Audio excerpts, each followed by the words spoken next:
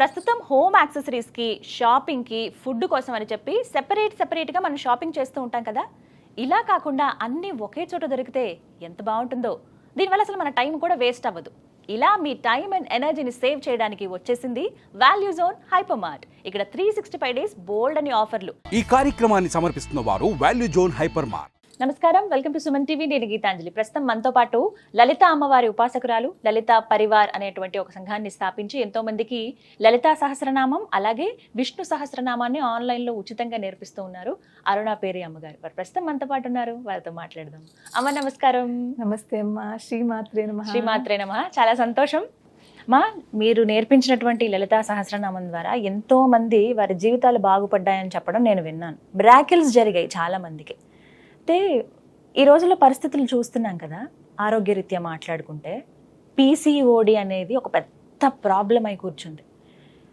పిల్లలకి, ఆడపిల్లలు మరీ ముఖ్యంగా కడుపులో ఇలా నీటి బుడగలు ఉన్నాయని గర్భాశయంలో అసలు ఎంత ప్రాబ్లం ఫేస్ చేస్తారంటే, డేట్ రాదు, 2-3 నెలల వరకు రాదు, కొంతమంది సంవత్సరాలు అయిపోతూ ఉంటాయి. ఏంటో సమస్య తెలీదు, దానికి ఒక మెడిసిన్ ఉండదు, ఏం తినాలో, ఏం తింటే తగ్గుతుందో తెలీదు, మందులు ఏమైనా వాడాలా, ఇలా రకరకాల ప్రాబ్లమ్స్. అవి ఒకరికుంటే, మేనత్తలకుంటే మళ్ళీ పిల్లలకి రావటము, అమ్మ వాళ్ళకుంటే ఇలా రావడం కూడా చూస్తున్నాం.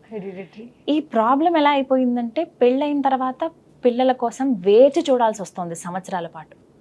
ఫెర్టిలిటీ సెంటర్లు చూస్తున్నాం కదా, నార్మల్ హాస్పిటల్ కన్నా అక్కడ ఎక్కువ మంది ఉంటున్నారు సంతానలేమి సమస్యతో బాధపడేవాళ్ళు.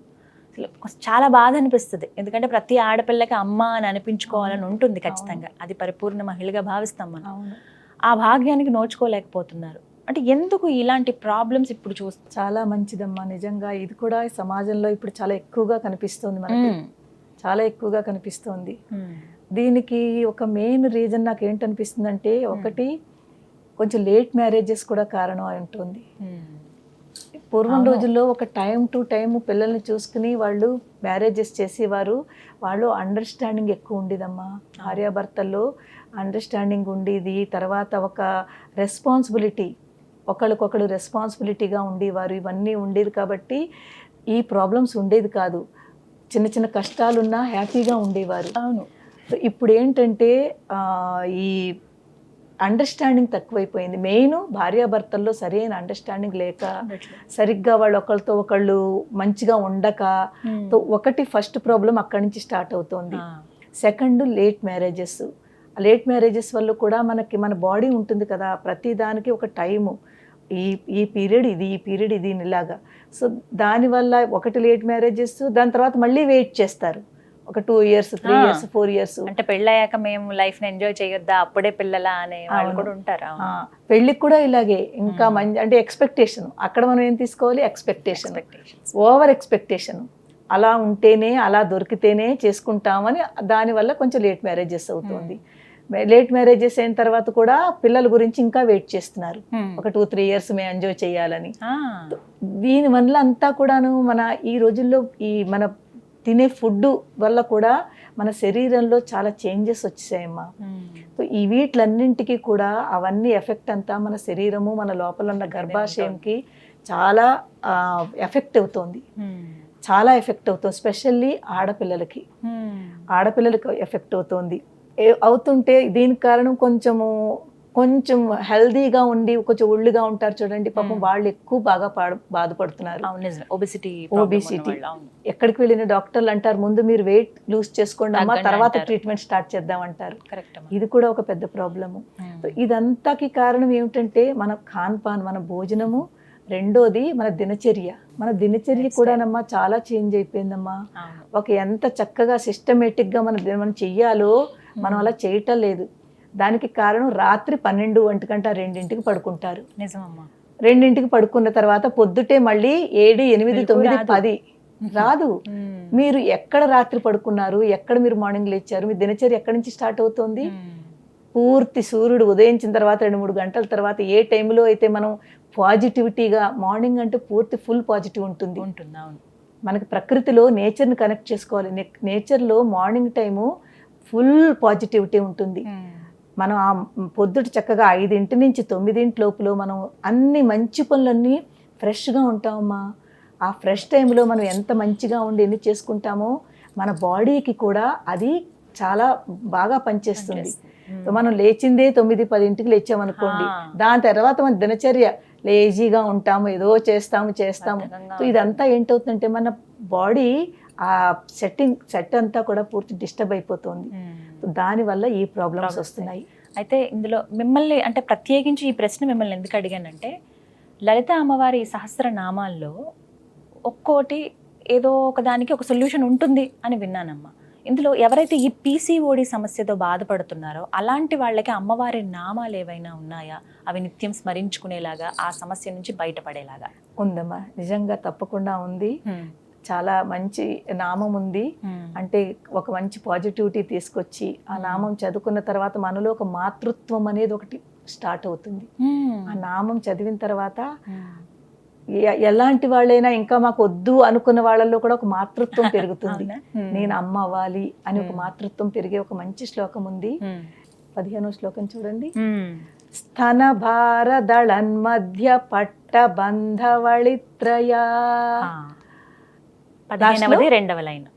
15వ శ్లోకంలో 2వ లైన్. పట్ట బంధ వళిత్రయాయై నమః. లాస్ట్ లో ఏ నమః.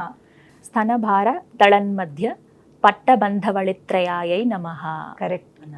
ఇక్కడ ఏం చెప్తున్నారంటే అమ్మవారి యొక్క స్థానములు అంటే మనకి ఒక తల్లి ఒక పిల్లని, ఇద్దరు పిల్లని పెంచడానికి తన స్తనపాలనిచ్చి ఎంత కష్టపడుతుందో, మన ఇంట్లో మన పిల్లని మనం అందరం పెంచుతున్నామంటే ఒక పిల్లలకే మనం అయ్యో బాబోయ్ ఎంత కష్టంగా అన్నమాట, ఎంత కష్టంగా పెంచుతూ ఉంటామో. పిల్లల్ని పెంచడం అనేది ఇప్పుడు ఒక టార్గెట్ అయిపోయింది ఈ రోజుల్లో. పిల్లల్ని పెంచడం మరీను మా టైం కంటే ఈ జనరేషన్ టాస్క్ అయిపోయింది. అయ్యో ఎంత కష్టపడుతున్నాము అంటారు. తో ఒక తల్లి తన ఒక పిల్ల, ఇద్దరు పిల్లల్ని పెంచడానికి తన తల్లి పాలు ఇచ్చుకుని ఆ పిల్లల్ని ఎంత బాగా పెంచుకుంటుందో, ప్రేమిస్తుందో, అటువంటి ఆ పైనున్న అమ్మ ఈ పూర్తి సృష్టిని పెంచాలి. ఈ సృష్టిలో ఉన్న ప్రతి వాళ్ళని, ప్రతి జీవరాశుల్ని కూడా ఆవిడ చూసుకోవాలి ఒక అమ్మగా. అలాంటి అమ్మ యొక్క స్థనములు చాలా పెద్దగా ఉంటాయి. అంటే ఎంత సృష్టిని పెంచాలి, అందరినీ ప్రేమతో పెంచాలి. ఇక్కడ ప్రేమ అనేది తీసుకోవాలి. అమ్మ యొక్క ప్రేమ, అమ్మ యొక్క ప్రేమ అంతా ఇక్కడుంది, గుండెల్లో ఉంది, స్థనముల్లో ఉంది. అలాంటి ప్రేమ తను చూపిస్తూ తన పిల్లలందరినీ ఎంతో బాగా పెంచుకుంటోంది. ఎప్పుడైతే ఈ శ్లోకం మనం చదువుతామో మనలో ఒక అమ్మ తత్వం అనేది, ఆ అమ్మ అవ్వాలి అనే ఒక మంచి కోరిక కలుగుతుంది. మళ్ళీ థాట్, పాజిటివ్ థాట్. ప్రతి దానికి కూడానమ్మా మన థాట్సే.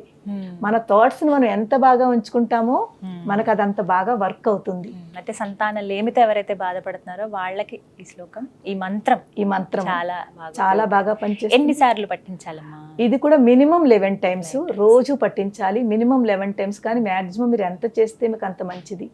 చాలా మంది మాకు త్వరలోనే కావాలి అనుకున్న వాళ్ళు మీరు ఎక్కువ చెయ్యండి. కానీ దానికి కూడా నియమం ఒకటే ఉంటుంది, భక్తి, శ్రద్ధ, నమ్మకం. నేనైతే ఇదే చెప్తాను.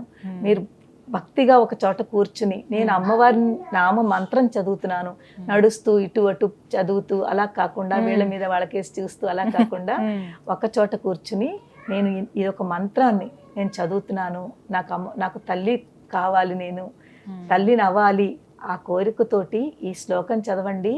తప్పకుండా అమ్మవారు మీకు సంతాన ప్రాప్తి కలిగిస్తుంది. అంటే ఒక మాట అడుగుతుంటారు, ఎన్ని రోజులు ఇలా చెయ్యాలి మేము? మీకు అయ్యే వరకు చెయ్యండి అమ్మా. కానీ దానికి కూడా మళ్ళీ క్వశ్చన్ వస్తుంది, నేను చాలా రోజులై చేస్తున్నాను నాకు అవ్వట్లేదని అంటారు. కానీ చూడండి అమ్మా, ప్రతిదీ కూడా మనకి ఏది ఎవరికి ఎక్కడ ఎంత దొరకాలో అంత అమ్మ చూసుకుంటుంది. ఎవరికి ఎంత ఇవ్వాలో అంత ఆవిడ ఇస్తుంది, ఎప్పుడు ఇవ్వాలో అప్పుడు ఇస్తుంది. అమ్మని ప్రార్థిస్తే చాలు, ముందుగా అమ్మని ప్రార్థిస్తే మనకి ఎంత ఇవ్వాలో ఎప్పుడు ఇవ్వాలో అంత ఆవిడ చూసుకుంటుంది. అలా అని చెప్పి అమ్మే చూసుకుంటుంది కదా అని మనం ఏమీ చేయకుండా నేను హాయిగా భోజనం చేస్తూ కూర్చుంటాను, అది కాదు. మనం కూడా అమ్మని అమ్మ అని పిలిస్తే కదమ్మా అమ్మ వస్తుంది. ఇప్పుడు రూమ్ ఎక్కడో అమ్మ రూమ్ లో కూర్చుంది, మన అమ్మ కూర్చుంది, ఆవిడ తన పని చేసుకుంటోంది, నాకు ఏదైనా అవసరం ఉంది అమ్మా అని పిలుస్తానా లేదా? అప్పుడు అమ్మ ఏం కావాలమ్మా అంటుంది. మన అమ్మ మనకు వచ్చి అమ్మాయినా పెట్టదు అంటారు. అమ్మ అంటుంది కదా, ఏం చెప్పమ్మా నీకు ఏం కావాలమ్మా అంటుంది.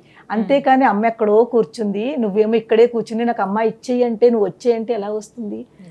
తో అందు గురించి ఆ అమ్మని కూడా తలుచుకోవాలంటే మనం మన లోపల ఉన్న ప్రేమతోటి ఆవిడని పిలవాలి.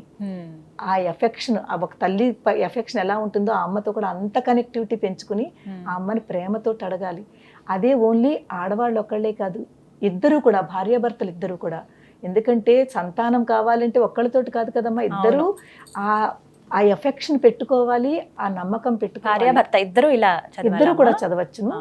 ఇద్దరు కూడా చదివి ముందు అందరికంటా ముందు వాళ్ళిద్దరిలో అండర్స్టాండింగ్ ఉండాలి. ఇద్దరు అనుకోవాలి, ఇద్దరిలోనూ మంచి థాట్ రావాలి, మాకు పిల్లలు కావాలి.